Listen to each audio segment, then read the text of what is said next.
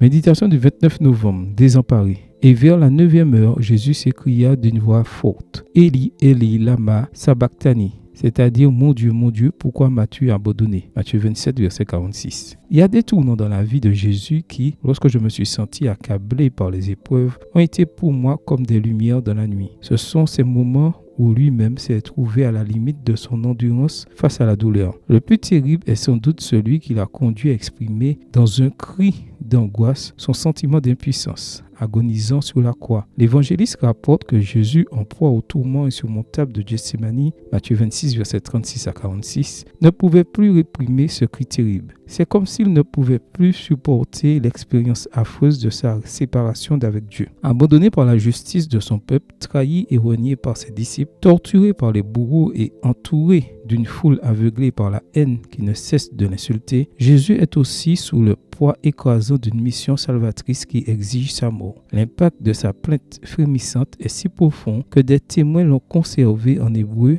et en araméen, la reproduisant mot pour mot.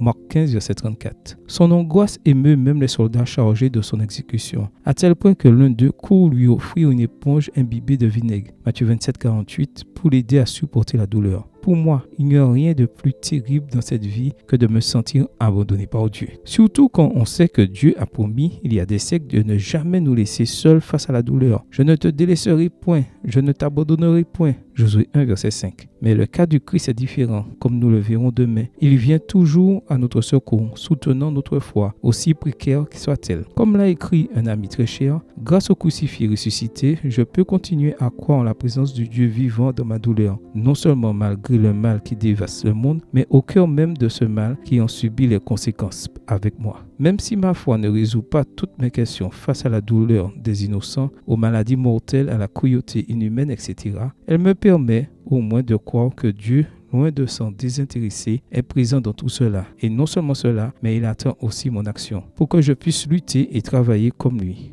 contre tous les agents de la mort qui dévastent l'humanité. Merci infiniment, Seigneur, d'avoir accepté de subir cette épreuve suprême de l'impuissance pour que, dans mes propres épreuves, je ne me sente jamais abandonné par toi. Amen. Bonne journée à vous et que le Seigneur vous bénisse.